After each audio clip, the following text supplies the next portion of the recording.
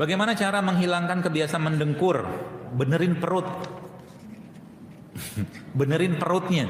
Karena dengkur itu muncul gara-gara masalah di perut. Yang saya pelajarin ya. Itu yang pertama. Yang kedua, benerin tidurnya. Tidurnya jangan terlentang, tapi tidurnya tidur seperti Nabi. Saya hampir setiap pagi sakit di perut, rasanya seperti mah yang kambuh. Apa yang sebaiknya saya lakukan? Malamnya makan apa?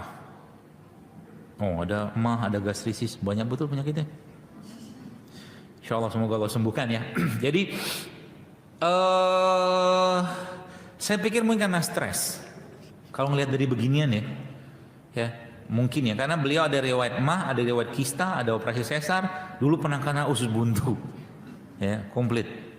Mungkin karena stres. Tenangkan diri Anda, banyak-banyak zikir sama Allah, ya. Lalu biasakan setiap pagi ketika bangun tidur Anda minum air putih, boleh air putih hangat, atau kalau enggak air putih hangat yang dicampurkan dengan madu.